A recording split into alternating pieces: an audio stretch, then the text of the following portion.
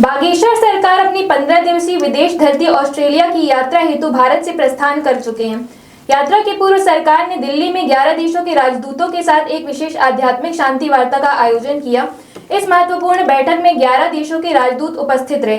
कार्यक्रम के दौरान बागेश्वर सरकार ने विश्व शांति और आत्मिक शांति पर अपने विचार साझा करते हुए कहा कि शांति दो प्रकार की होती है, एक बाहरी और दूसरी आंतरिक। वैश्विक शांति तभी संभव है जब व्यक्ति के भीतर आत्मिक शांति हो। उन्होंने आगे कहा कि जीवन में सच्ची खुशियां तभी मिलती हैं जब मन में शांति हो, और यदि विश्व में शांति स्थापित करनी है तो सबसे पहले अपने भीतर शांति स्थापित करनी होगी।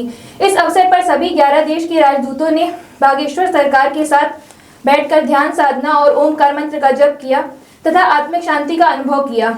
बागेश्वर सरकार ने यह भी कहा कि आज विदेशी परंपराओं से जुड़े लोग भी सनातन धर्म के महत्व को समझ रहे हैं और उसे आत्मसात कर रहे हैं। सरकार ने एक प्रेरणादायक संदेश देते हुए कहा, आओ हम सनातन की नई पहचान बनाएं और पूरे विश्व में इसकी अलग जगाएं। कार्यक्रम के अंत में उन्होंने अपना आध्यात्मिक सूत्र साझा किया, ना नास्तिक बनो ना आस्तिक बनो, बनना है तो वास्तविक बनो। इसी संदेश के साथ यह बैठक संपन्न हुई और इसके उपरांत बागेश्वर सरकार ने अपनी 15 दिवसीय विदेश यात्रा ऑस्ट्रेलिया के लिए प्रस्थान किया। The message of peace, and then he wants to travel the whole world. And of course, the starting point of spirituality is fortunately this country, the country of India, and all the meditation, the gurus, the sanghamis, and now we're going to spread this message very soon. हमें भी इस बात का प्रचार करना है कि वहाँ भी ऐसे ही स्पिरिचुअल यूनिटी करें। इसके लिए स्पिरिचुअल के लिए हम लोग प्रार्थना करेंगे और हर देशों में ऐसा शुरू होगा तो हमें लगता है संवाद भी प्रगाढ़ होंगे। और जो आपने कहा कि क्या ये संभव है, संभव हो गया है, बस इसको बड़े होने की जरूरत है।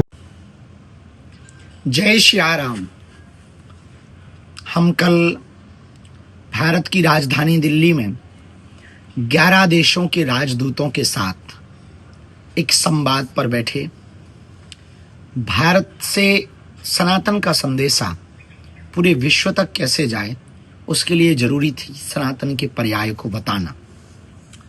कल प्रसन्नता की बात यह थी कि 11 देशों के जब राजदूतों के साथ बैठे तो उसका उद्देश्य था बैठक का, संवाद का, आध्यात्मिक शांति वार्ता। शांति दो जगह से मिलती है, एक बाहर से एक अंदर से। एक होती है वैश्विक शांति, एक होती है आत्मिक शांति। वैश्विक शांति तभी संभव है जब आत्मा में शांति हो।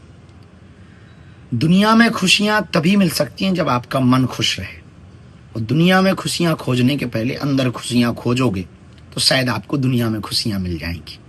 ऐसे ही विश्व में शांति चाहते हो तो पहले अंदर शांति लेनी पड़ेगी। हम इस बात से प्रसन्न हैं कि अपने सनातन के महत्व को विदेशी परंपरा मानने वाले लोग समझ रहे हैं, अपने जीवन में उतार रहे हैं, जीवन को धन्य कर रहे हैं। और उस दिन यानी कल उन्होंने एक साथ बैठ करके ध्यान किया, ओमकार मंत्र का जप किया और उस परम शांति का अनुभव किया। आओ हम सनातन की एक नई पहचान बनाते हैं, आओ पूरे विश्व में अलख जगाते हैं।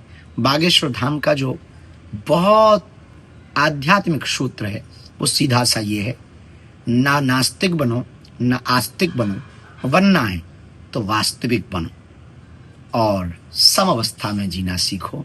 मन को खुश रखोगे तो जीवन को खुश कर पाओगे।